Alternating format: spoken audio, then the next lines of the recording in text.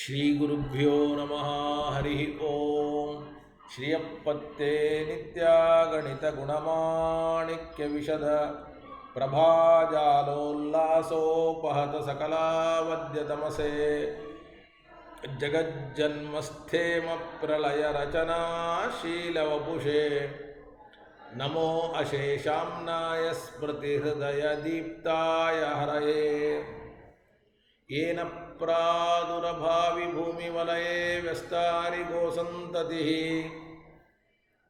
प्राबोधिश्रुतिपङ्कजं करुणया प्रकाशितत्वं परं ध्वान्तं ध्वंसमनायि साधुनिकरश्चकारि सन्मार्गगः तेन व्यासदिवाकरेण सततं मात्याजि मे मानसम् व्याप्तिर्यस्य निजे निजेन महसा पक्षे सपक्षे स्थितिः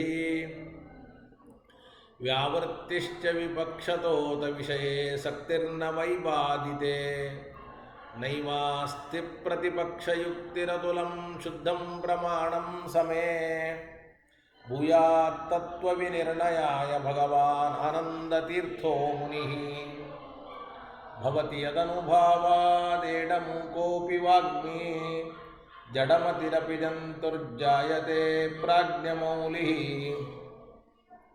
सकलवचनचेतो देवता भारती सा मम वचसि निधत्तां सन्निधिं मानसे च रमानिवासोचितवासभूमिः सन्न्यायरत्नावलिजन्मभूमिः वैराग्यभाग्यो मम पद्मनाभ तीर्थामृताब्धिर्भवताद्विभूति पदवाक्यप्रमाणज्ञान् प्रतिवादिमदच्छिदः श्रीमदक्षोभ्यतीर्थाख्यान् उपतिष्ठे कुरुन् मम श्रीमदानन्दतीर्थार्य सन्मनः सरसि भुवि अनुव्याख्याननलिने चञ्चरी कतिमे मनः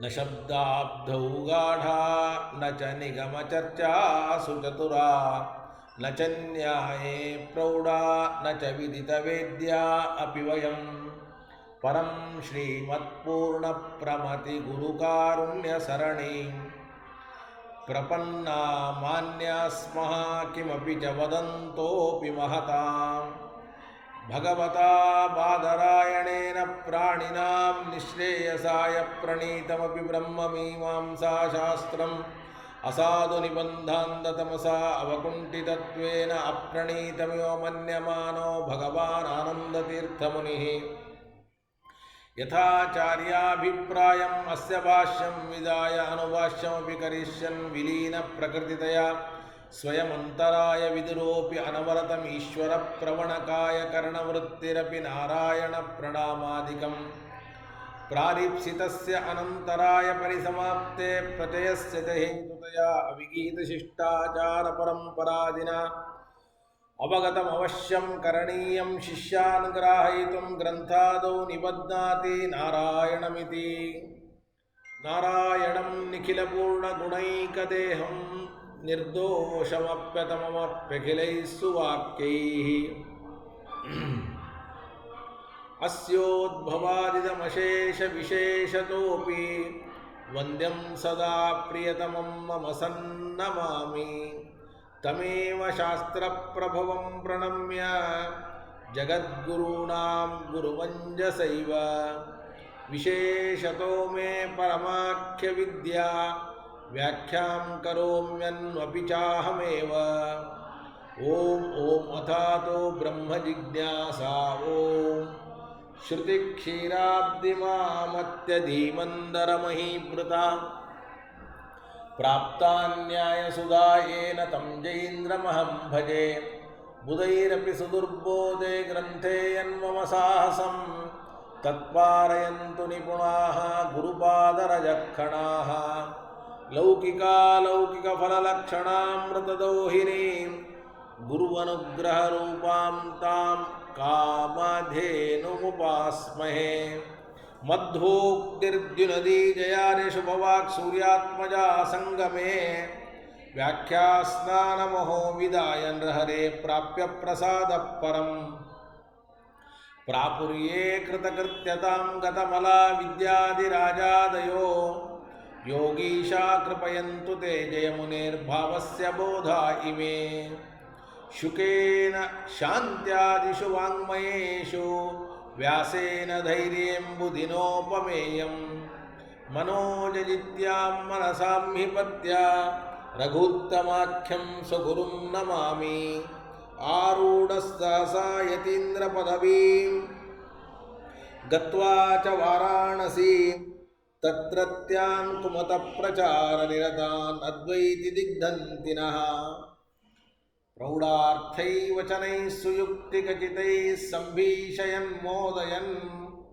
ಸತ್ಯಧ್ಯಾನ ಸುಕೇಸರಿ ವಿಜಯತೆ ಪಾದಾಶ್ರಿತ ಶ್ರೀಪತೇಃ ಪ್ರಾವೋಚದ್ಯೋದಿಕಂ ನ್ಯಾಯಸುಧಾ ವಾಕ್ಯಾರ್ಥಚಂದ್ರಿಕಾಂ ಸತ್ಯಪ್ರಜ್ಞಗುರುರ್ದದ್ಯಾತ್ ಪ್ರಜ್ಞಾಂ ವೈದಾಂತಿಕೀಂ ಸದಾ ಬಂಧುಸ್ತ್ವಂ ಗುರುರಿಷ್ಟದೈವತಮಿತಿ ತ್ವತ್ಪಾದಪಂಕೇರುಹಂ ಪ್ರಾಪ್ತಂ ಮಾಂ ಪರಿಪಾಲಯೇತಿ ಸತತಂ ಯಾಚೇ ನಿಬದ್ಧಾಂಜಲಿಃ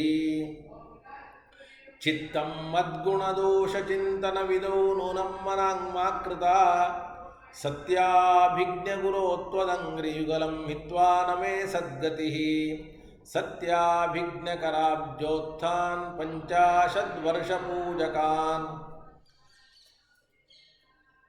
ಸತ್ಯಪ್ರಮೋದತೀರ್ಥಾರ್ಯಾನ್ ನೌಮಿನ್ಯಾಯಸುಧಾರತಾನ್ ವೇದೇಶಮುನಿಸತ್ಪಾದಸೇವಾ ಸಂಪ್ರಾಪ್ತವೈಭವಾನ್ ಯಾದವಾರ್ಯಾನ್ ವರಸುಧಾ ಟೀಕಾಕಾರಾನ್ವಯನ್ ನಮಃ ಪೃಥ್ವೀಮಂಡಲಮಧ್ಯಸ್ಥಾಃ ಪೂರ್ಣಬೋಧಮತಾನುಗಾಃ ವೈಷ್ಣವಾಃ ವಿಷ್ಣುಹೃದಯಾಃ ತಾನ್ ನಮಸ್ತೆ ಗುರುನ್ ಮಮ ಶುಭಾನ್ ಧ್ಯಾಯಂತಿ ಏಕಾಮಾನ್ ಗುರುದೇವ ಪ್ರಸಾದಜಾನ್ ಇತರಾನ್ ಆತ್ಮಪಾಪೋತ್ಥಾನ್ ತೇಷಾಂ ವಿದ್ಯಾ ಫಲಿಷ್ಯತಿ ಆಪಾದಮೌಲಿಪರ್ಯಂತಂ ಗುರುಣಾಂ ಆಕೃತಿಂ ಸ್ಮರೇತ್ ತೇನ ವಿಘ್ನಾಃ ಪ್ರಣಶ್ಯಂತಿ ಸಿದ್ಧ್ಯಂತಿ ಚ ಮನೋರಥಾಃ ಪೃಥ್ವೀಮಂಡಲಮಧ್ಯಸ್ಥಾಃ ಪೂರ್ಣಬೋಧಮತಾನುಗಾಃ ವೈಷ್ಣವಾಃ ವಿಷ್ಣುಹೃದಯಾಃ ತಾನ್ ನಮಸ್ತೆ ಗುರುನ್ ಮಮ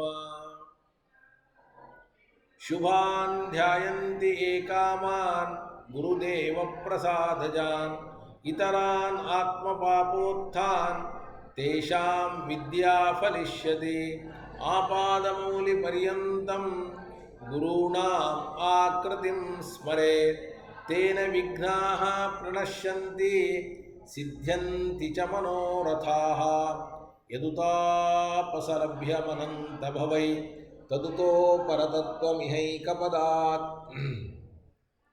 ಜಯತೀರ್ಥಕೃತೌ ಪ್ರವಣೋ ನ ಪುನರ್ಭವಭಾಗ್ಭವತೀತಿ ಮತಿರ್ಹಿ ಮಮ ಶ್ರೀ ಗುರುಭ್ಯೋ ನಮಃ ಹರಿ ಓಂ ಹರಿ ಓಂ ಹರಿ ಓಂ. ಗುರುಗಳ ಸ್ಮರಣೆ 2 ಬಾರಿ ಆಯಿತು. ಪಾಠಕ್ಕೆ ಬರುವ ಎಲ್ಲ ವಿಘ್ನಗಳು ಕೂಡ ಪರಿಹಾರ ಆಗಲಿ ಅಂತ ಮತ್ತೆ ಮತ್ತೆ ಆಪಾದಮೌಲಿ ಪರ್ಯಂತಂ ಅಂತ ಮಂಗಲವನ್ನು ಮಾಡಿದ್ದೇವೆ. ಓಂ ನಾಸತೋ ದೃಷ್ಟತ್ವಾತ್ ಓಂ. ಅಸತ್ತಿನಿಂದ ಉತ್ಪತ್ತಿ ಇಲ್ಲ. ಉತ್ಪತ್ತಿ ಇಲ್ಲ ಇಷ್ಟೇ ಅಲ್ಲ, ಉತ್ಪತ್ತಿ ಕಂಡಿಲ್ಲ. ಇವತ್ತು ಎಲ್ಲೆಲ್ಲಿ ನಾವು ಒಂದು ವಸ್ತು ಹುಟ್ಟುತ್ತದೆ ಅಂತ ನೋಡ್ತೇವೆ, ಆ ಎಲ್ಲ ಸ್ಥಳದಲ್ಲಿಯೂ ಕೂಡ ಸತ್ತಾದ ವಸ್ತುವಿನಿಂದಲೇ ಹುಟ್ಟಿದೆ ಹೊರತಾಗಿ ಅಸತ್ತಾದ ವಸ್ತುವಿನಿಂದ ಹುಟ್ಟಿದ್ದಕ್ಕೆ ಉದಾಹರಣೆ ಇಲ್ಲೇ ಇಲ್ಲ. ಅಸತ್ತಾದ ವಸ್ತುವಿನಿಂದ ಹುಟ್ಟಿದ್ದಕ್ಕೆ ಉದಾಹರಣೆ ಇಲ್ಲೇ ಇಲ್ಲ.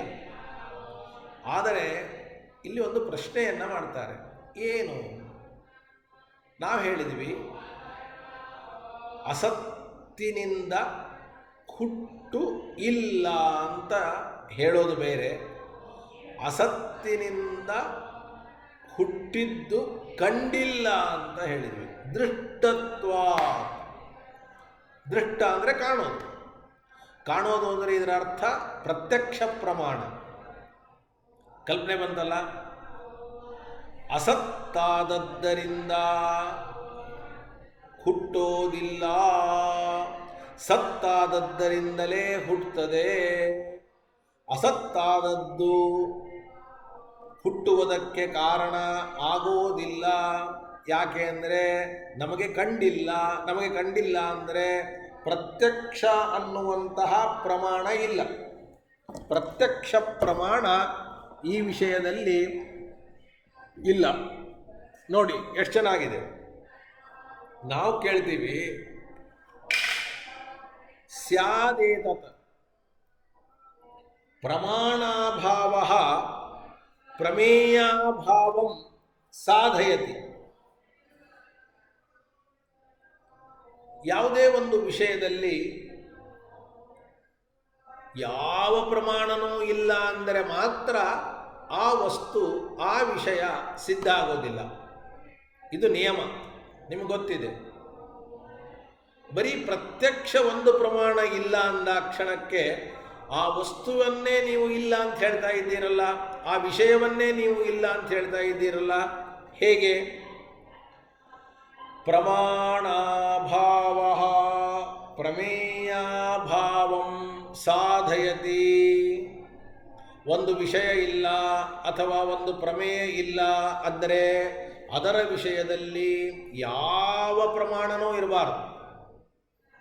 ಅದರ ವಿಷಯದಲ್ಲಿ ಯಾವ ಪ್ರಮಾಣ, ಪ್ರತ್ಯಕ್ಷನೂ ಇರಬಾರ್ದು, ಅನುಮಾನನೂ ಇರಬಾರ್ದು, ಆಗಮನೂ ಇರಬಾರ್ದು. ಯಾವ ಪ್ರಮಾಣವೂ ಇಲ್ಲ ಅಂದರೆ ಮಾತ್ರ ಆ ವಸ್ತು ಇಲ್ಲ ಅಂತ ನಾವು ನಿರ್ಣಯ ಮಾಡಬಹುದು. ಬರೀ ಒಂದು ಪ್ರತ್ಯಕ್ಷ ಇಲ್ಲ ಅಂದರೆ ಅನುಮಾನದಿಂದ ಆ ವಸ್ತು ಇರಬಹುದು, ಆಗಮ ಪ್ರಮಾಣದಿಂದ ಆ ವಸ್ತು ಇದೆ ಅಂತ ಹೇಳ್ಬೋದು. ಆದರೆ ಪ್ರತ್ಯಕ್ಷ ಇಲ್ಲ ಅಂದ ಮಾತ್ರಕ್ಕೆ, ಪ್ರತ್ಯಕ್ಷ ಪ್ರಮಾಣ ಇಲ್ಲ ಅಂದ ಮಾತ್ರಕ್ಕೆ ಆ ವಸ್ತುವನ್ನೇ ಇಲ್ಲ ಅನ್ನಲಿಕ್ಕೆ ಬರೋದಿಲ್ಲ. ಯಾಕೆಂದರೆ ನಮಗೆ ಎಷ್ಟೋ ವಸ್ತು ಕಣ್ಣಿಗೆ ಕಾಣೋದಿಲ್ಲ. ಹಾಗಾದರೆ ಕಣ್ಣಿಗೆ ಕಾಣೋದ ವಸ್ತು ಆ ವಿಷಯದಲ್ಲಿ ಕಣ್ಣು ಪ್ರಮಾಣ ಅಲ್ಲ, ಪ್ರತ್ಯಕ್ಷ ಪ್ರಮಾಣ ಅಲ್ಲ ಅನ್ನೋ ಕ್ಷಣಕ್ಕೆ ಆ ವಸ್ತುವೇ ಇಲ್ಲ ಅನ್ನಬೇಕಾ? ಸ್ವರ್ಗ, ನರಕ, ಪಾಪ, ಪುಣ್ಯ, ಧರ್ಮ, ಅಧರ್ಮ ಇವೆಲ್ಲವೂ ಇದೆ. ಈ ವಿಷಯದಲ್ಲಿ ಪ್ರತ್ಯಕ್ಷ ಪ್ರಮಾಣ ಅಲ್ಲ. ಓ, ಈ ವಿಷಯದಲ್ಲಿ ಪ್ರತ್ಯಕ್ಷವು ಪ್ರಮಾಣವಿಲ್ಲದೆ ಇದ್ದದ್ದರಿಂದ ಈ ವಸ್ತುಗಳೇ ಇಲ್ಲ ಅಂತ ನಿರ್ಧಾರಕ್ಕೆ ಬರ್ತೀರಾ? ಹಾಗೆ ಇಲ್ಲಿಯೂ ಕೂಡ ಅಸತ್ತಿನಿಂದ ಹುಟ್ಟುವಿಕೆ ಇಲ್ಲ. ಯಾಕೆಂದರೆ ಈ ವಿಷಯದಲ್ಲಿ ಪ್ರತ್ಯಕ್ಷ ಇಲ್ಲ. ಪ್ರತ್ಯಕ್ಷ ಇಲ್ಲ ಅಂತ ಅಂದ ಮಾತ್ರಕ್ಕೆ, ಪ್ರತ್ಯಕ್ಷ ಒಂದು ಪ್ರಮಾಣ ಇಲ್ಲ ಅಂದ ಮಾತ್ರಕ್ಕೆ ನೀವು ಅಸತ್ತಿನಿಂದ ಹುಟ್ಟೇ ಇಲ್ಲ ಅಂತ ಹೇಳಿದರೆ ಹೇಗೆ? ನಾ ಹೇಳ್ತೇನೆ, ಅಸತ್ತಿನಿಂದಲೂ ಹುಟ್ಟತ್ತೆ, ಅನುಮಾನ ಪ್ರಮಾಣ ಇದೆ ಅಂತ ಹೇಳ್ತೀನಿ. ನೀವು ಪ್ರತ್ಯಕ್ಷ ಇಲ್ಲ ಅಂತಂದಾಕ್ಷಣಕ್ಕೆ ಇಲ್ಲ ಅಂತ ಯಾಕೆ ನಿರ್ಧಾರ ಮಾಡ್ತೀರಿ? ಹಾಗೆ ನಿರ್ಧಾರವನ್ನು ಮಾಡಬೇಡಿ ಅಂತ. ನೋಡಿ, ಯಾವ ಪ್ರಮಾಣವೂ ಇಲ್ಲದೆ ಇರೋದು ಪ್ರಮೇಯ ಇಲ್ಲ ಅನ್ನೋದನ್ನು ಸಾಧನೆ ಮಾಡ್ತದೆ. ನ ಪುನಃ ಪ್ರಮಾಣ ವಿಶೇಷಾಭಾವ, ನ ಪುನಃ ಪ್ರಮಾಣ, ಮೂರು ಪ್ರಮಾಣಗಳಲ್ಲಿ ಒಂದು ಪ್ರಮಾಣ ಇಲ್ಲ ಅಂದಾಕ್ಷಣಕ್ಕೆ ಆ ವಸ್ತು ಇಲ್ಲ ಅಂತಾಗೋದಿಲ್ಲ. ಮೂರೂ ಪ್ರಮಾಣ ಇಲ್ಲ ಅಂದರೆ ಮಾತ್ರ ಆ ವಸ್ತು ಆ ವಿಷಯ ಇಲ್ಲ ಅಂತಾಗತ್ತೆ. ನೀವು ಬರೀ ಪ್ರತ್ಯಕ್ಷ ಇಲ್ಲ ಅನ್ನೋ ಕಾರಣಕ್ಕೆ ಆ ವಸ್ತು ಆ ವಿಷಯ ಇಲ್ಲ ಅನ್ನೋದಾದರೆ ಮಾಹಿಭೂತ್ ಅಸ್ಮದಾದಿ ಪ್ರತ್ಯಕ್ಷ ವ್ಯಾವೃತ್ಯ ಧರ್ಮಾದ್ಯಭಾವ ಸಿದ್ಧಿ. ಧರ್ಮಾದಿಗಳ ವಿಷಯದಲ್ಲಿ ಪ್ರತ್ಯಕ್ಷ ಪ್ರಮಾಣ ಇಲ್ಲ, ಹಂಗಾರೆ ಧರ್ಮಾದಿಗಳೇ ಸಿದ್ಧ ಆಗದೆ ಹೋಗಬೇಕಾಗತ್ತೆ. ತದತ್ರಾಪಿ ಪ್ರಮಾಣಾಭಾವಾದಿತಿ ಹೇತುರ್ವಕ್ತವ್ಯ. ನೀವು ಹೇಳಬೇಕು, ಅಸತ್ತು ಇದು ಕಾರಣ ಅಲ್ಲ. ಯಾಕೆ ಅಂದರೆ ಯಾವ ಪ್ರಮಾಣವೂ ಇಲ್ಲದೇ ಇದ್ದದ್ದರಿಂದ ಅನ್ನಬೇಕು, ಹೊರತಾಗಿ ಅಸತ್ತು ಕಾರಣ ಅಲ್ಲ. ಯಾಕೆ ಅಂದರೆ ಅದೃಷ್ಟತ್ವ. ಅದೃಷ್ಟತ್ವ ಅಂತಂದರೆ ಪ್ರತ್ಯಕ್ಷ ಪ್ರಮಾಣ ಇಲ್ಲದೇ ಇದ್ದದ್ದರಿಂದ ಅಂತ ಮಾಡಿದ್ದೀರಿ. ಇದು ಹೆಂಗೆ ಸರಿ? ಅದೃಷ್ಟತ್ವಾದಿತಿ ಪ್ರತ್ಯಕ್ಷಾಭಾವ ಕಥನಂತು ಕಥಂ. ಕಲ್ಪನೆ ಬಂತಲ್ಲ, ಸೂತ್ರದಲ್ಲಿ ಅದೃಷ್ಟತ್ವಾತ್ ಅಂದಿದ್ದಾರೆ. ಅದೃಷ್ಟತ್ವಾತ್ ಅನ್ನೋದಕ್ಕೆ ಪ್ರತ್ಯಕ್ಷ ಪ್ರಮಾಣ ಇಲ್ಲ ಅಂತ ಅರ್ಥ. ಪ್ರತ್ಯಕ್ಷ ಪ್ರಮಾಣ ಇಲ್ಲ ಅಂತ ಹೇಳಬೇಕು, ಯಾವ ಪ್ರಮಾಣನೂ ಇಲ್ಲ ಅಂತ ಹೇಳಬೇಕು, ಯಾವ ಪ್ರಮಾಣನೂ ಇಲ್ಲ ಅಂತ ಹೇಳಬೇಕು. ಪ್ರತ್ಯಕ್ಷ ಪ್ರಮಾಣ ಇಲ್ಲ ಅಂತಂದರೆ ಅನುಮಾನ ಪ್ರಮಾಣ ಇರ್ಬೋದಲ್ಲ, ಆ ವಸ್ತುವೇ ಇಲ್ಲ ಅಂತ ಯಾಕಂತೀರಿ? ಅನೈಕಾಂತಿಕತ್ವಾತ್, ನಿಮ್ಮ ಅನುಮಾನಕ್ಕೆ ವ್ಯಭಿಚಾರ ಬರ್ತದೆ. ಯಾಕೆ ಅಂದರೆ ಧರ್ಮಾಧರ್ಮಾದಿಗಳ ವಿಷಯದಲ್ಲಿ ಪ್ರತ್ಯಕ್ಷ ಪ್ರಮಾಣ ಇಲ್ಲದೇ ಇದ್ದರೂ ಕೂಡ ಧರ್ಮಾಧರ್ಮಾದಿಗಳು ಆಗಮಾದಿ ಪ್ರಮಾಣಗಳಿಂದ ಸಿದ್ಧವಾಗಿದೆ. ಅದಕ್ಕೆ ಪ್ರತ್ಯಕ್ಷ ಇಲ್ಲ ಅಂದ ಕ್ಷಣಕ್ಕೆ ಧರ್ಮಾದಿಗಳೇ ಇಲ್ಲ ಅನ್ನಲಿಕ್ಕೆ ಬರೋದಿಲ್ಲ. ಹಾಗೆ ಅಸತ್ತು ಕಾರಣ ಅನ್ನೋ ವಿಷಯದಲ್ಲಿ ಪ್ರತ್ಯಕ್ಷ ಇಲ್ಲ ಅಂದ ಕ್ಷಣಕ್ಕೆ ಅಸತ್ತು ಕಾರಣನೇ ಅಲ್ಲ ಅಂತ ಅರ್ಥ ಅಲ್ಲ. ಪ್ರತ್ಯಕ್ಷ ಪ್ರಮಾಣ ಇಲ್ಲದೇ ಇದ್ದರೂ ಅನುಮಾನ ಪ್ರಮಾಣದಿಂದ ಅಸತ್ತು ಈ ಜಗತ್ತಿಗೆ ಕಾರಣ ಆಗಬಹುದು. ಶೂನ್ಯ ಅಸತ್ತು ಈ ಜಗತ್ತಿಗೆ ಕಾರಣ ಆಗಬಹುದು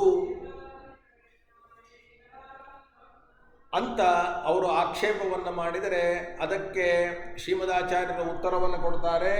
ಪ್ರಮಾಣಂಚ ದೃಷ್ಟಿರೇವ, ಪ್ರಮಾಣಂಚ ದೃಷ್ಟಿರೇವ ಅಖಿಲಾದ್ವರಂ, ಪ್ರಮಾಣಂಚ ದೃಷ್ಟಿರೇವ ಅಖಿಲಾದ್ವರಂ. ಪ್ರತ್ಯಕ್ಷವೇ ಬೇರೆ ಎಲ್ಲ ಪ್ರಮಾಣಗಳಕ್ಕಿಂತ ಶ್ರೇಷ್ಠವಾದದ್ದು. ಆ ಪ್ರಮಾಣ ಇಲ್ಲ ಅಂದರೆ ಉಳಿದ ಪ್ರಮಾಣಗಳು ಇಲ್ಲ ಅಂತೇ ಒಂದು ಅರ್ಥದಲ್ಲಿ ಹೇಳಿದಂತೆ. ಅದಕ್ಕೆ ಪ್ರತ್ಯಕ್ಷ ಇಲ್ಲ ಅಂದರೆ ಯಾವ ಪ್ರಮಾಣವೂ ಇಲ್ಲ ಅನ್ನುವುದು ಈ ಒಂದು ಮಾತಿನ ಅಭಿಪ್ರಾಯ. ನಾವು ಕೂಡ ಒಂದು ವಸ್ತು ಇಲ್ಲ ಅನ್ನಬೇಕಾದ್ರೆ ಯಾವ ಪ್ರಮಾಣವೂ ಇರಬಾರದು ಅನ್ನೋದನ್ನೇ ಒಪ್ಕೊಳ್ತೀವಿ. ಮತ್ತು ಪ್ರತ್ಯಕ್ಷ ಒಂದಿಲ್ಲ ಅಂದರೆ ಪ್ರತ್ಯಕ್ಷ ಅನ್ನೋದೇ ಪ್ರಮಾಣಗಳಲ್ಲಿ ಮುಕುಟಪ್ರಾಯ.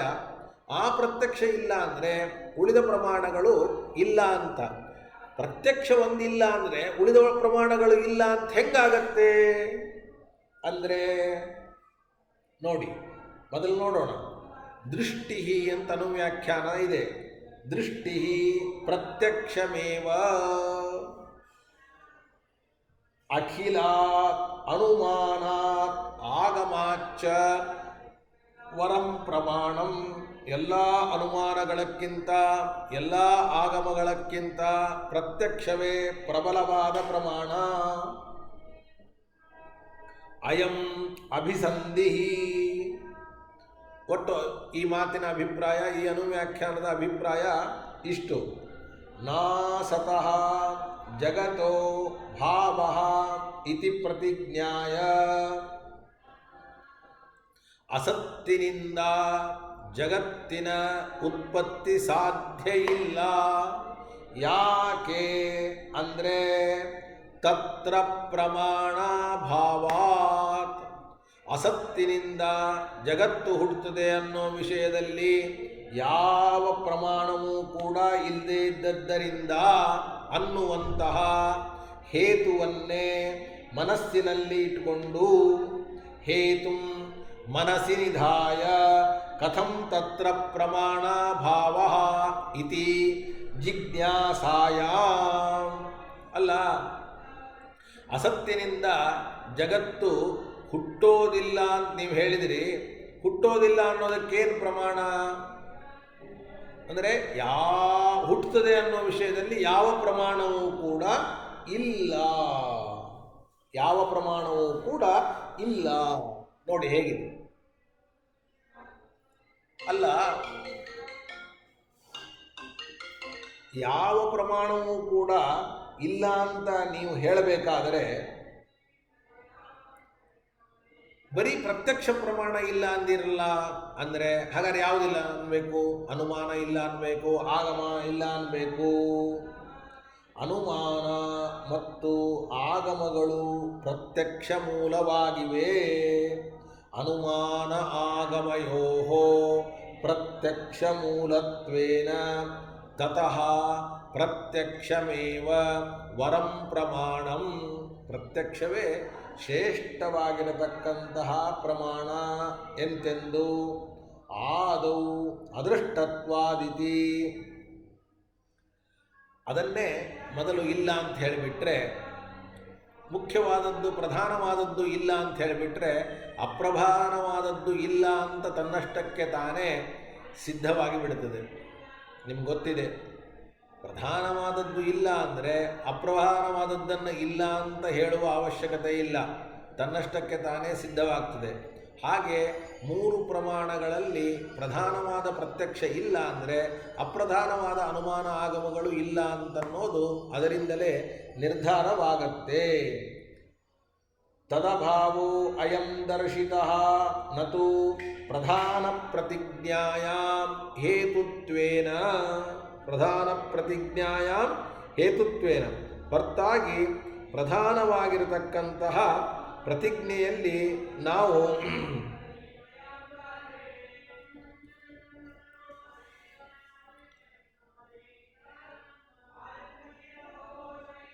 ಅದನ್ನು ಪ್ರಮಾಣಾಭಾವ ತಂದು ಕೊಡದೇ ಇರ್ಬೋದು, ಬರೀ ಪ್ರತ್ಯಕ್ಷಾಭಾವ ತಂದು ಕೊಟ್ಟಿರ್ಬೋದು, ಕೊಟ್ಟರೂ ಪ್ರಮಾಣಗಳಿಲ್ಲ ಅಂತೆ ಅರ್ಥ.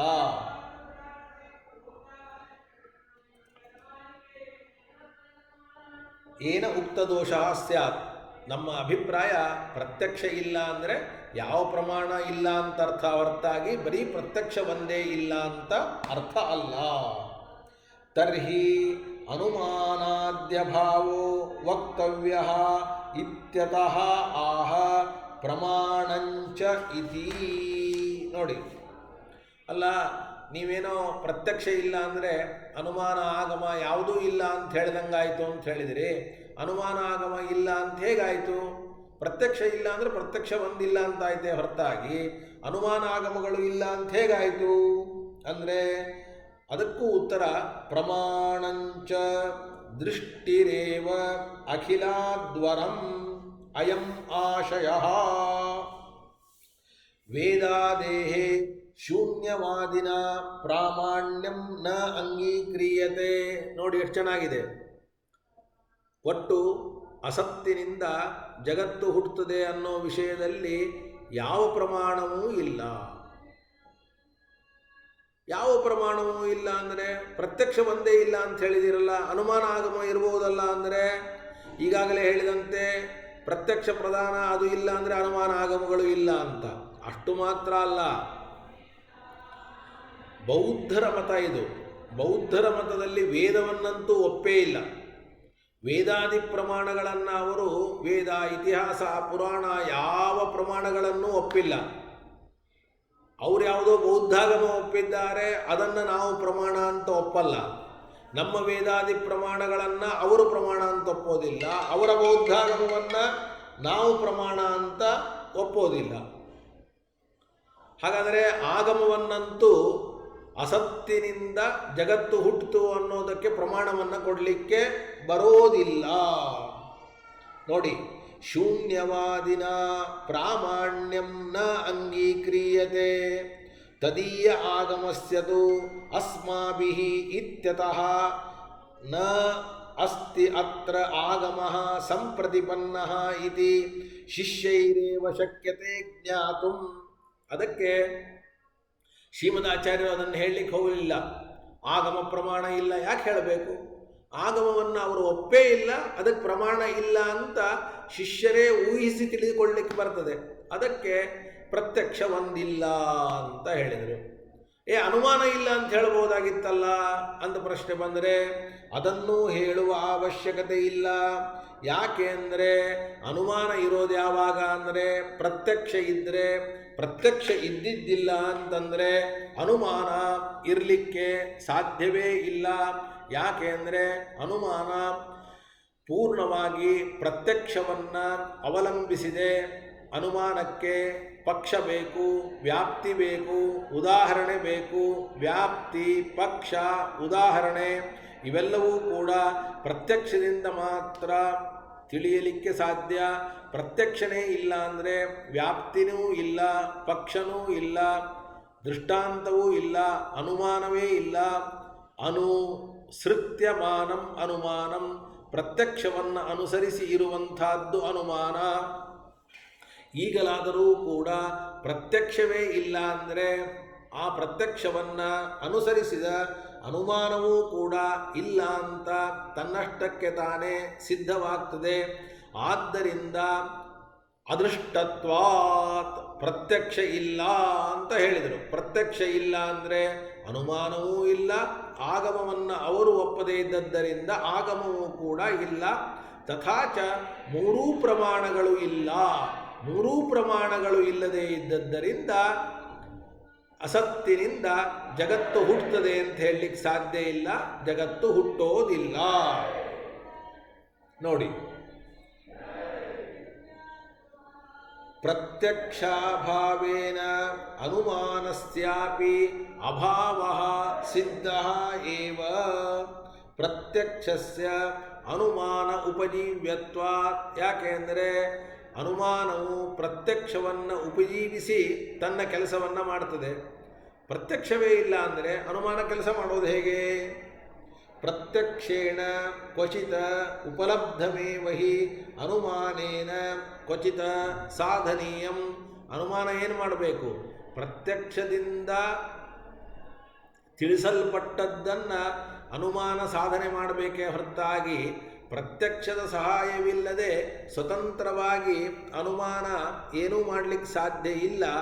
ಅಂದಮೇಲೆ ಅಸತ್ತಿನಿಂದ ಜಗತ್ತು ಹುಟ್ಟುತ್ತದೆ ಅನ್ನೋದಕ್ಕೆ ಪ್ರತ್ಯಕ್ಷನೇ ಇಲ್ಲ ಅಂದಮೇಲೆ ಅದನ್ನು ಉಪಜೀವಿಸುವ ಪ್ರಶ್ನೆಯೇ ಇಲ್ಲ. ಅಂದಮೇಲೆ ಅಸತ್ತಿನಿಂದ ಜಗತ್ತು ಹುಟ್ಟುತ್ತದೆ ಅನ್ನೋದಕ್ಕೆ ಅನುಮಾನವನ್ನು ಪ್ರಮಾಣವನ್ನಾಗಿ ಕೊಡಲಿಕ್ಕೆ ಬರೋದಿಲ್ಲ. ಅತಃ ಅನುಮಾನಾಭಾವಸ್ಯ ಅನುಕ್ತಾವಪಿ ಲಾಭಾತ್ ಅದೃಷ್ಟತ್ವಾತ್ ಇತ್ಯೇವ ಉಕ್ತಂ ಸೂತ್ರಕೃತ ಇತಿ ಅತಏವ ಪ್ರಾಗುಕ್ತಂ ಕ್ವಚಿದಿತಿ. ಅನುಮಾನ ಆಗಮಗಳ ಅಭಾವವನ್ನು ನಾವು ಪ್ರತ್ಯೇಕವಾಗಿ ಹೇಳದೇ ಇದ್ದರೂ ಕೂಡ ತನ್ನಷ್ಟಕ್ಕೆ ತಾನೇ ಅನುಮಾನ ಇಲ್ಲ, ಆಗಮ ಇಲ್ಲ ಅಂತ ಸಿದ್ಧವಾದದ್ದರಿಂದ ಕೇವಲ ಪ್ರತ್ಯಕ್ಷಾಭಾವವನ್ನು ಮಾತ್ರ ಇಲ್ಲಿ ಹೇಳಿದ್ದಾರೆ. ಈ ವಿಷಯದಲ್ಲಿ ಅನುಮಾನವೇ ಇಲ್ಲವೆಂಬುವ ಅಭಿಪ್ರಾಯದಿಂದಲೂ ಕೂಡ ಹಿಂದೆ ಕ್ವಚಿತ್ ಅಂತ ಹೇಳಿದ್ದಾರೆ. ಕ್ವಚಿತ್ ಅಂತ ಎಲ್ಲಿ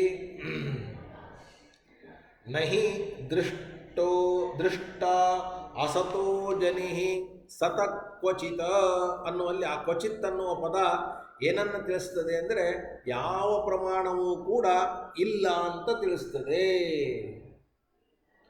ಮಾ ಭೂತ್ ಶೂನ್ಯಾತ್ ಜಗದುತ್ಪತ್ತೌ ಪ್ರತ್ಯಕ್ಷಂ ಪ್ರಮಾಣಂ ಮಾ ಚ ಭೂತ್ ಆಗಮಃ ತಥಾಪಿ ಅನುಮಾನಂ ಭವಿಷ್ಯತಿ.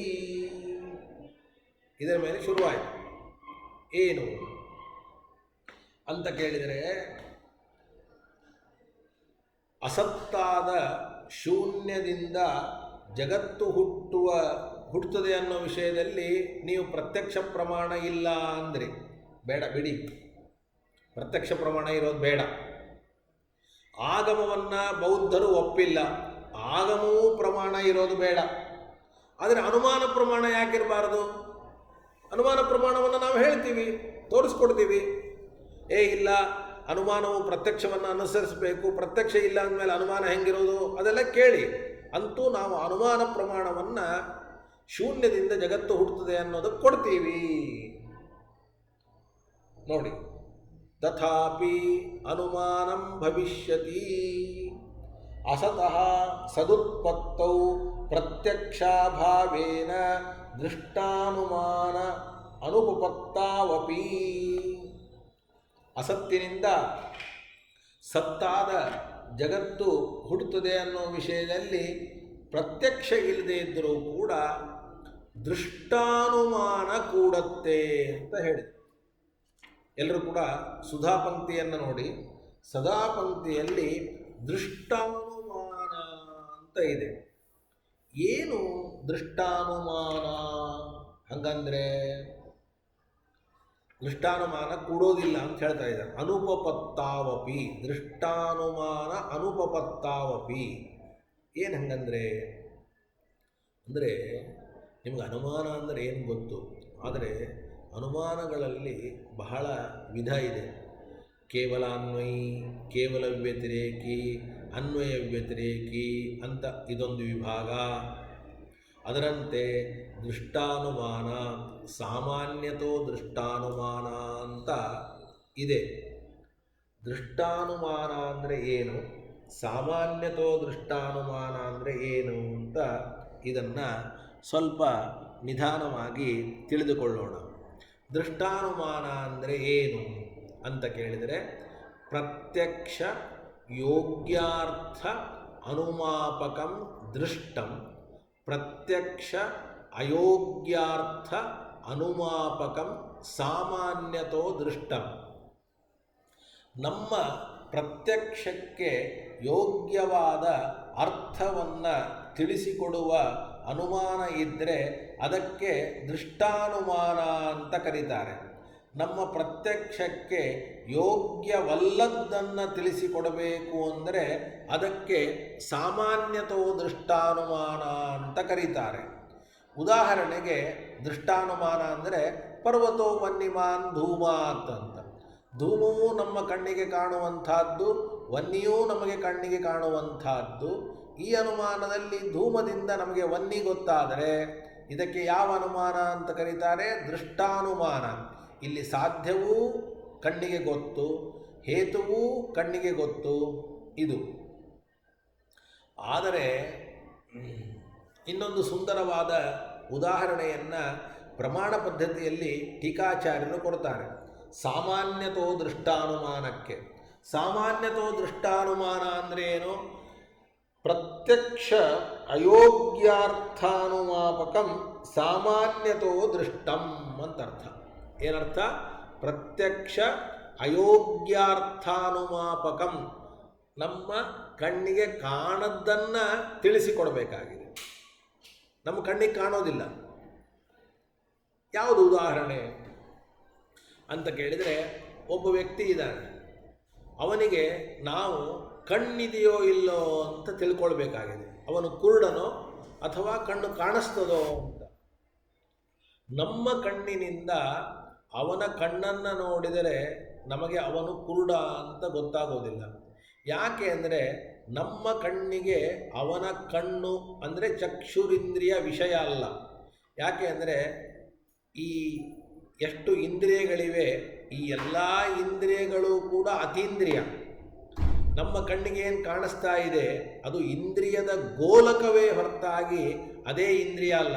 ನಮಗೆ ಕಿವಿ ಕಾಣಿಸ್ತದೆ, ಕಾಣಿಸುವ ಕಿವಿಯೇ ಶ್ರೋತ್ರೇಂದ್ರಿಯ ಅಲ್ಲ. ನಮಗೆ ಕಣ್ಣು ಕಾಣಿಸ್ತದೆ, ಆ ಕಣ್ಣೇ ಚಕ್ಷುರಿಂದ್ರಿಯ ಅಲ್ಲ. ಅದರಲ್ಲಿ ಒಂದು ಸೂಕ್ಷ್ಮವಾದದ್ದಿದೆ. ಅದರಂತೆ ಇಲ್ಲಿ ಸೂಕ್ಷ್ಮವಾದ ಒಂದು ಆಕಾಶ ಇದೆ, ಅದು ಶ್ರೋತ್ರೇಂದ್ರಿಯ, ಅದು ಚಕ್ಷುರಿಂದ್ರಿಯ. ಯಾವ ಇಂದ್ರಿಯವೂ ಕೂಡ ನಮ್ಮ ಇಂದ್ರಿಯಕ್ಕೆ ಗೋಚರ ಅಲ್ಲ. ಎಲ್ಲ ಇಂದ್ರಿಯಗಳು ಕೂಡ ಅತೀಂದ್ರಿಯ. ಹಾಗಾದರೆ ಒಬ್ಬ ವ್ಯಕ್ತಿಗೆ ಕಣ್ಣಿದೆ ಅನ್ನೋದನ್ನು ನನ್ನ ಪ್ರತ್ಯಕ್ಷದಿಂದ ತಿಳಿಯಲಿಕ್ಕೆ ಸಾಧ್ಯ ಇಲ್ಲ. ಪ್ರತ್ಯಕ್ಷ ಯೋಗ್ಯವಾದ ಅರ್ಥ ಅಲ್ಲ, ನಾನು ತಿಳಿಬೇಕು. ಹೆಂಗೆ ತಿಳಿಬೇಕು ಅಂದರೆ ಅದನ್ನು ಅನುಮಾನದಿಂದ ತಿಳಿತೇನೆ. ಅವನನ್ನು ಕೂಡಿಸ್ತೀನಿ, ಕೂಡಪ್ಪ ಈ ಒಂದು ಪುಸ್ತಕವನ್ನು ಕೊಡ್ತೇನೆ, ಅದರ ಬಣ್ಣವನ್ನು ಕೇಳ್ತೇನೆ, ಇದು ಕೆಂಪೋ ಕಪ್ಪೋ ಅಂತ. ಸರಿಯಾಗಿ ಹೇಳಿದ ಅಂತಂದರೆ ಕಣ್ಣಿದೆ ಅಂತ ಅರ್ಥ. ಇದನ್ನು ಓದು ಅಂತೇನೆ, ಅದು ಅಕ್ಷರ ಕಾಣಿಸಿದರೆ ಕಣ್ಣಿದೆ ಅಂತಂತೇನೆ. ಅಯಂ ಚಕ್ಷುಷ್ಮಾನ್ ರೂಪಜ್ಞತ್ವ, ಇವನು ಕಣ್ಣುಳ್ಳವನು. ಯಾಕೆಂದರೆ ಇವನಿಗೆ ರೂಪದ ಪರಿಚಯ ಆದದ್ದರಿಂದ ಅಂತ. ಕಲ್ಪನೆ ಬಂತಲ್ಲ? ಹಾಗಾದರೆ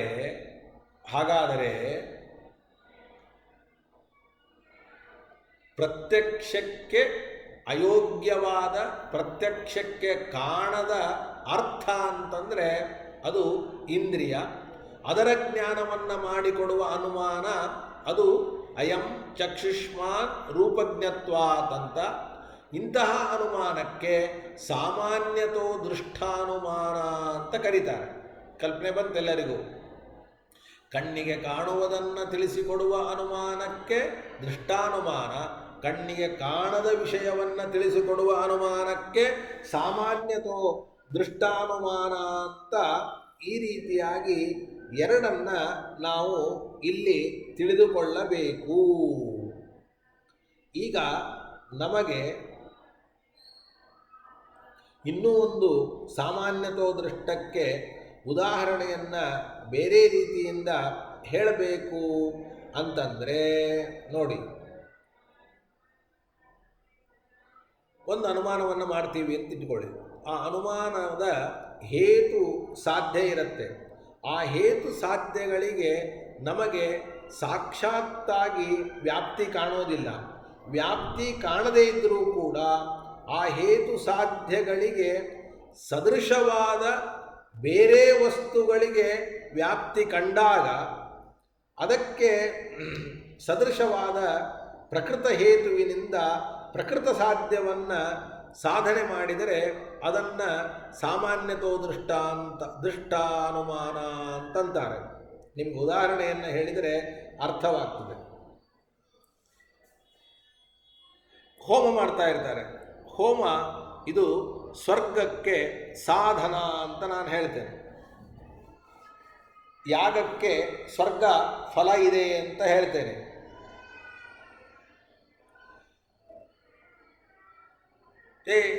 ಯಾಗಕ್ಕೆ ಸ್ವರ್ಗ ಫಲ ಇಲ್ಲ ಅಂದರೆ ಅದಕ್ಕೆ ಆ ಯಾಗಕ್ಕೂ ಸ್ವರ್ಗರೂಪವಾದ ಫಲಕ್ಕೂ ನಮಗೆ ಡೈರೆಕ್ಟಾಗಿ ಕಾರ್ಯಕಾರಣ ಭಾವ ತಿಳಿಯೋದಿಲ್ಲ. ಅಂದರೆ ಯಾಗರೂಪವಾದ ಕಾರಣದಿಂದ ಸ್ವರ್ಗರೂಪವಾದ ಫಲ ಸಿಗತ್ತೆ ಅನ್ನೋದನ್ನು ನಮಗೆ ಅಷ್ಟು ಅರ್ಥ ಮಾಡ್ಕೊಳ್ಳಿಕ್ಕಾಗಲ್ಲ. ಅದಕ್ಕೆ ನಾವೇನು ಮಾಡಬೇಕು ಅಂದರೆ ಒಂದು ಉದಾಹರಣೆ ತಗೋತೇವೆ. ಒಬ್ಬ ರೈತ ಇದ್ದಾನೆ. ರೈತ ಭೂಮಿಯಲ್ಲಿ ಬೀಜವನ್ನು ಬಿತ್ತಾನೆ. ರೈತ ಭೂಮಿಯಲ್ಲಿ ಬೀಜವನ್ನು ಬಿತ್ತುವಂತಹ ಸಂದರ್ಭದಲ್ಲಿ ಅವನು ಯಾಕೆ ಬಿತ್ತಾನೆ ಅಂದರೆ ಅದರಿಂದ ಅವನಿಗೆ ಸಾಕಷ್ಟು ಧಾನ್ಯಗಳು ಸಿಗ್ತದೆ ಅನ್ನೋದಕ್ಕೆ. ಹಾಗಾದರೆ ಒಬ್ಬ ರೈತ ಕೃಷಿವಲ ಅವನು ಭೂಮಿಯಲ್ಲಿ ಏನು ಕೆಲಸ ಮಾಡ್ತಾನೆ ಅದು ಧಾನ್ಯದ ಉತ್ಪತ್ತಿಗಾಗಿ. ಹಾಗೆ ಇಲ್ಲಿಯೂ ಕೂಡ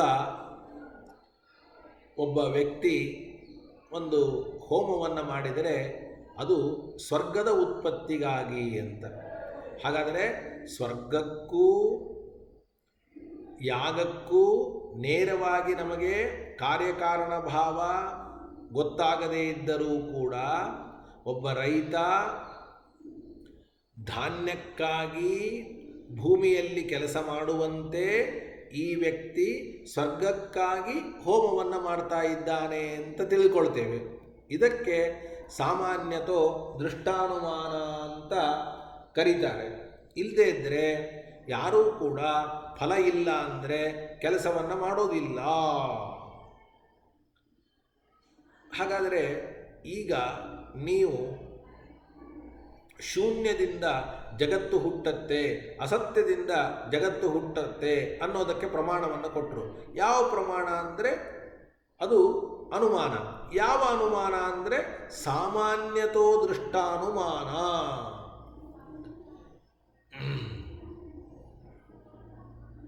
ಜಗತ ಅಸತ್ಕಾರಣಕಂ ಕಾರ್ಯತ್ವಾತ್ ಅಂತ ದೃಷ್ಟಾನುಮಾನ ಮಾಡಲಿಕ್ಕೆ ಸಾಧ್ಯವೇ ಇಲ್ಲ. ಜಗತ್ತು ಅಸತ್ಕಾರಣಕವಾಗಿದೆ ಅಂತ ಹೇಳಲಿಕ್ಕೆ ಸಾಧ್ಯವೇ ಇಲ್ಲ.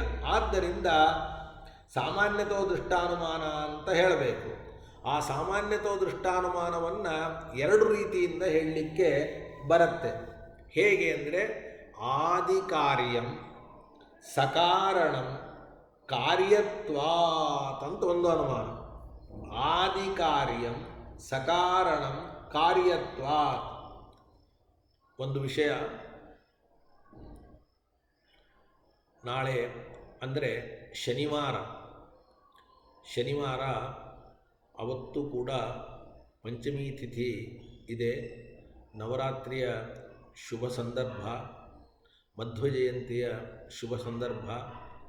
ನಮ್ಮ ಸರ್ವಮೂಲ ಪಾಠದ ಎಲ್ಲ ಜಿಜ್ಞಾಸುಗಳಿಗೂ ಕೂಡ ಒಂದು ಸೂಚನೆ. ಪರಮಪೂಜ್ಯ ಸ್ವಾಮಿಗಳವರು ಬೆಂಗಳೂರು ಮಹಾನಗರದಲ್ಲಿಯೇ ನವರಾತ್ರಿ ಉತ್ಸವವನ್ನು ಆಚರಣೆ ಮಾಡ್ತಾ ಇದ್ದಾರೆ. ನಮ್ಮ ಸರ್ವಮೂಲದ ಎಲ್ಲ ಪಾಠಗಳನ್ನು ಸ್ವಾಮಿಗಳೇ ಪ್ರಾರಂಭ ಮಾಡಿದ್ದಾರೆ. ಗುರುಗಳ ಹಾಗೂ ಎಲ್ಲರ ದೇವತೆಗಳ, ವಾಯುದೇವರ, ಭಗವಂತನ, ಮಧ್ವಾಚಾರ್ಯರ ಅನುಗ್ರಹದಿಂದ ಈಗಾಗಲೇ ಸರ್ವಮೂಲದ ಎಲ್ಲವೂ ಮುಗಿದಂತೆ ದ್ವಾದಶ ಸ್ತೋತ್ರ, ನಖಸ್ತುತಿ, ಕಂದುಕಸ್ಥಿತಿ ಈ ಮೂರನ್ನು ಬಿಟ್ಟು ಬಹಳ ದೊಡ್ಡದಾದಂತಹ ಒಂದು ಗ್ರಂಥ ಅಂದರೆ ತಾತ್ಪರ್ಯ ನಿರ್ಣಯ. ಆ 32 ಅಧ್ಯಾಯಗಳಿಂದ ಕೂಡಿದಂತಹ ತಾತ್ಪರ್ಯ ನಿರ್ಣಯ ಒಂದು ಮಾತ್ರ ಅದು ಮುಗಿದಿಲ್ಲ. ಮೊನ್ನೆಯೇ ಕೆಲವು ದಿವಸಗಳ ಹಿಂದೆ ಭಾಗವತ ತಾತ್ಪರ್ಯ ಪೂರ್ಣವಾಗಿ ಮುಕ್ತಾಯ ಆಗಿದೆ. ಅದಕ್ಕೆ ಇನ್ನು ಮುಂದೆ ಮಹಾಭಾರತದ ತಾತ್ಪರ್ಯ ನಿರ್ಣಯದ ಒಂದು ಪ್ರಾರಂಭ ಆಗಬೇಕಾಗಿದೆ. ಬಹಳ ಪವಿತ್ರವಾದಂತಹ ಗ್ರಂಥ. ಅದನ್ನು ನಾವು ವಿಶೇಷವಾಗಿ ಶನಿವಾರ, ಅದು ಸಮಯ ಸರಿಯಾಗಿ ಇನ್ನೂ ನಿರ್ಣಯ ಆಗ್ತಾ ಇಲ್ಲ, ಅದಕ್ಕೆ ಆ ಸಮಯದಲ್ಲಿ ಕೇವಲ ಸ್ವಾಮಿಗಳಿಂದ ಅದು ಪ್ರಾರಂಭ ಆಗ್ತದೆ. ನಾನು ಅದನ್ನು ನಿಮಗೆ ವಿಡಿಯೋ ಮೂಲಕವಾಗಿ ಕಳಿಸ್ತೇನೆ. ಶನಿವಾರದ ದಿವಸ ತಾತ್ಪರ್ಯ ನಿರ್ಣಯ ಪಾಠ ಪ್ರಾರಂಭವಾಗಿದೆ ಅಂತ ನೀವೆಲ್ಲರೂ ಕೂಡ ಅದನ್ನು ತಿಳಿದುಕೊಂಡು ಮತ್ತೆ ಭಾನುವಾರ ಹೇಳಲಿಕ್ಕೆ ಪ್ರಯತ್ನವನ್ನು ಮಾಡ್ತೇನೆ. ಅದರ ಮುಂದಿನ ಶನಿವಾರ ಭಾನುವಾರಗಳಲ್ಲಿ ಆ ತಾತ್ಪರ್ಯ ನಿರ್ಣಯದ ಪಾಠ ಮುಂದುವರಿಯುತ್ತದೆ. ಸ್ವಾಮಿಗಳು ನಾಳೆ ಶನಿವಾರ 2ನೇ ಪಂಚಮಿಯಂದು ಮಹಾಭಾರತ ತಾತ್ಪರ್ಯ ನಿರ್ಣಯವನ್ನು ನಿಮ್ಮೆಲ್ಲರ ಪರವಾಗಿ ನಾನು ಅವರಲ್ಲಿ ಪ್ರಾರಂಭವನ್ನು ಮಾಡ್ತೇನೆ. ನಿಮಗೆ ಅದನ್ನು ಮುಂದೆ ವರೆಸ್ತೇನೆ. ಇದೊಂದು ಸೂಚನೆಯನ್ನು ಕೊಟ್ಟು ಸುಧಾಪಾಠವನ್ನು ಸ್ವಲ್ಪ ಹೇಳಿ ನಾನು ಮುಕ್ತಾಯವನ್ನು ಮಾಡ್ತಾ ಇದ್ದೇನೆ. 2 ರೀತಿಯಿಂದ ಹೇಳ್ಬೋದು. 2 ರೀತಿಯಿಂದ ಅಂದರೆ ಹೇಗೆ ಅಂತಂದರೆ, ಆದಿಕಾರ್ಯಂ ಸಕಾರಣಂ ಕಾರ್ಯತ್ವಾತ್ ಅಂತ ಒಂದು ಅನುಮಾನ. ಆದಿಕಾರ್ಯಂ ಸಕಾರಣಂ ಕಾರ್ಯತ್ವಾತ್ ಅಂತ ಒಂದು ಅನುಮಾನ. ಏನರ್ಥ? ಆದಿಕಾರ್ಯ ಅಂದರೆ ಮೊಟ್ಟ ಮೊದಲ ಹುಟ್ಟು. ಅದಕ್ಕೆ ಒಂದು ಕಾರಣ ಇರಲೇಬೇಕು. ಯಾಕೆಂದರೆ ಕಾರ್ಯವಾದದ್ದರಿಂದ ಅಂತ. ಹುಟ್ಟಿದೆ ಅಂದರೆ ಕಾರಣ ಇಲ್ಲದೆ ಹುಟ್ಟಲಿಕ್ಕೆ ಹೆಂಗೆ ಸಾಧ್ಯ? ಕಾರಣ ಇರಲೇಬೇಕು ಅಂತ ಇಷ್ಟೇ ಮೊದಲು ನಾವು ಹೇಳ್ಕೊತೀವಿ. ಇದಕ್ಕಿಂತ ಜಾಸ್ತಿ ಹೇಳೋದಿಲ್ಲ. ಇಷ್ಟು ಸಿದ್ಧ ಆದಮೇಲೆ, ಕಾರಣ ಇರಲೇಬೇಕು ಅಂತ ಸಿದ್ಧ ಆದಮೇಲೆ, ವಿಪ್ರತಿಪನ್ನಂ ಕಾರಣಂ ನ ಸತ ಕಾರಣತ್ವ ವರ್ಣದೈರ್ಘ್ಯಾದಿವತ ಅಂತ ಇನ್ನೊಂದು ಅನುಮಾನವನ್ನು ಮಾಡ್ತೀವಿ. ಕಾರ್ಯ ಆದಮೇಲೆ ಕಾರಣ ಇರಬೇಕು, ಕಾರಣ ಇಲ್ಲದೆ ಕಾರ್ಯ ಇರಲಿಕ್ಕೆ ಸಾಧ್ಯ ಇಲ್ಲ. ಆ ಕಾರಣ ಏನಾಗಿದೆ ಅಂತಂದರೆ ಸತ್ತಾಗಿಲ್ಲ, ಅಸತ್ತಾಗಿದೆ. ಯಾಕೆಂದರೆ ಕಾರಣವಾದದ್ದರಿಂದ. ಹೇಗೆ ಅಂತಂದರೆ ವರ್ಣದೈರ್ಘ್ಯಾದಿವತ ಅಂತ ಅವರು ಉದಾಹರಣೆಯನ್ನು ಕೊಡೋದೇ ಸ್ವಲ್ಪ ಸಂದಿಗ್ಧವಾದ ಉದಾಹರಣೆಯನ್ನು ಕೊಡ್ತಾರೆ. ಅವರು ಈ ವರ್ಣದಲ್ಲಿ ಹೃಸ್ವ ದೀರ್ಘ ಅಂತೇನಿದೆಯೋ, ಆ ಕ ಕಾ, ಆ ಕಾ ಅಂತ ದೀರ್ಘ ಇದೆಯಲ್ಲ, ಆ ದೀರ್ಘ ಇವುಗಳನ್ನೆಲ್ಲ ಅವರು ಆರೋಪಿತ ಅಂತಂತಾರೆ. ವರ್ಣಗಳಲ್ಲಿ ದೀರ್ಘ ಹೃಸ್ವಗಳು ಆರೋಪಿತ ಅಂತ ಹೇಳ್ತಾರೆ. ಹಾಗಾದರೆ ಅವರ ಮತದ ಪ್ರಕಾರ ವರ್ಣದಲ್ಲಿರುವಂತಹ ದೀರ್ಘ ಇವೇ ಮೊದಲಾದವುಗಳು ಸುಳ್ಳಾಗಿದ್ದರೂ ಕೂಡ ಹೇಗೆ ನಮಗೆ ಬೇರೆ ಅರ್ಥದ ಜ್ಞಾನಕ್ಕೆ ಕಾರಣವೋ ಹಾಗೆ ಈ ಜಗತ್ತಿಗೆ ಕಾರಣವಾದ ಶೂನ್ಯ ಅಸತ್ತಾಗಿದ್ದರೂ ಕೂಡ ಜಗತ್ತಿಗೆ ಕಾರಣ ಆಗಬಹುದು ಅಂತ ಅವರು 2 ಅನುಮಾನಗಳನ್ನು ಸೇರಿಸಿ ನಿರ್ಧಾರ ಮಾಡ್ತಾರೆ. 2 ಅನುಮಾನಗಳನ್ನು ಸೇರಿಸಿ ನಿರ್ಣಯವನ್ನು ಮಾಡ್ತಾರೆ. ನೋಡಿ, ಆದಿಕಾರ್ಯಂ ಸಕಾರಣಂ ಕಾರ್ಯತ್ವಾತಂತು ಒಂದು ಅನುಮಾನ, ವಿಪ್ರತಿಪನ್ನಂ ಕಾರಣಂ ನ ಸತ ಕಾರಣತ್ವಾತ್ ವರ್ಣದೈರ್ಘ್ಯಾದಿವತ ಅಂತ ಒಂದು ಅನುಮಾನ. ಈ 2 ಅನುಮಾನ ಇದಕ್ಕೆ ಸಾಮಾನ್ಯ ಸಿದ್ಧಿ ಮತ್ತು ಪರಿಶೇಷ ಅಂತ ಕರೀತಾರೆ. ಇವುಗಳು ಸಾಮಾನ್ಯತೋ ದೃಷ್ಟಾನುಮಾನ ಅಂತಾಯಿತು. ಇಂತಹ ಸಾಮಾನ್ಯತೋ ದೃಷ್ಟಾನುಮಾನದಿಂದ ಶೂನ್ಯವೇ ಜಗತ್ಕಾರಣ ಅಂತ ಸಿದ್ಧವಾಗ್ತದೆ ಅಂತ ಬೌದ್ಧರ ಅಭಿಪ್ರಾಯ. ಅಥವಾ ಆದಿಕಾರ್ಯಂ ಸಕಾರಣಕಂ ಕಾರ್ಯತ್ವಾತ್ ಅನ್ನುವ ಅನುಮಾನವೇ ಸಾಮಾನ್ಯತೋ ದೃಷ್ಟಾನುಮಾನ. ರೂಪಾದಿಜ್ಞಾನಂ ಸಕಾರಣಕಂ ಕಾರ್ಯತ್ವಾತ್ ರೂಪಾದಿವತ್ ಅಂತ. ಹೀಗೆ ಸಾಮಾನ್ಯತೋ ದೃಷ್ಟಾನುಮಾನದಿಂದ ನಾವು ಏನನ್ನ ಸಾಧನೆ ಮಾಡ್ತೀವಿ ಅಂತಂದರೆ, ಜಗತ್ತಿಗೆ ಶೂನ್ಯ ಕಾರಣ ಅಂತ, ಅಸತ್ತಾದದ್ದು ಜಗತ್ತಿಗೆ ಕಾರಣ ಆಗಬಹುದು ಅಂತ ಹೇಳ್ತೀವಿ. ನೋಡಿ, ಇಷ್ಟೇ.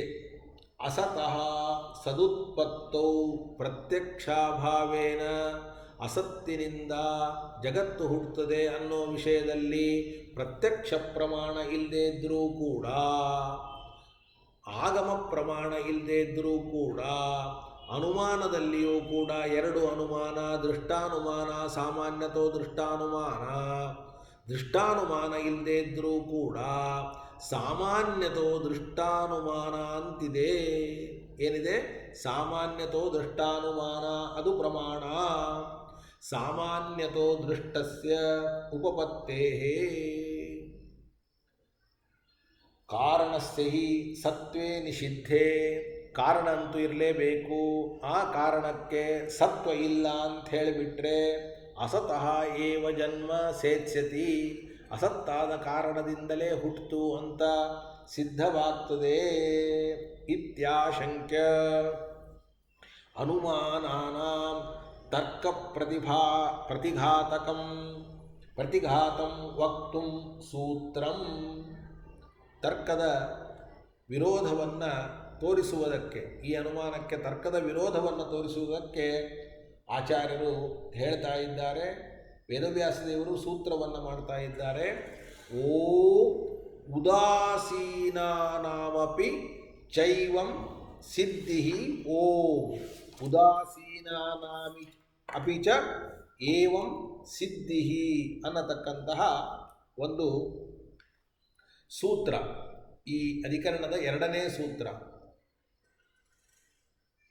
ಇಲ್ಲಿ ಏವಂ ಅಂದರೆ ಅಸತ್ತಿನಿಂದ ಜಗತ್ತು ಹುಟ್ಟುತ್ತದೆ ಅಂತಂದರೆ, ಉದಾಸೀನಾನಾಂಚ ಅಂದರೆ ಹೇಯ ಉಪಾದೇಯ, ತೆಗೆದುಕೋ ಕೊಡು ಅನ್ನುವ ಬುದ್ಧಿಗೆ ವಿಷಯವಾಗದೇ ಇರತಕ್ಕ ಸುಳ್ಳು.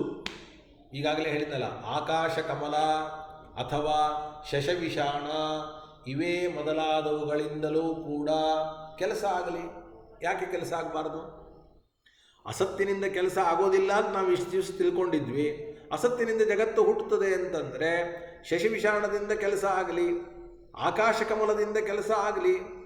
ಆಕಾಶ ಕಮಲವನ್ನು ನಾವು ಕೈಯಲ್ಲಿ ಎತ್ಕೊಂಡು ಅದನ್ನು ದೇವರಿಗೆ ಏರಿಸಿ ಆಮೇಲೆ ನಿರ್ಮಾಲ್ಯ ಅಂತ ವಾಸನೆ ನೋಡೋಣ, ಯಾಕೆ ನೋಡಬಾರದು?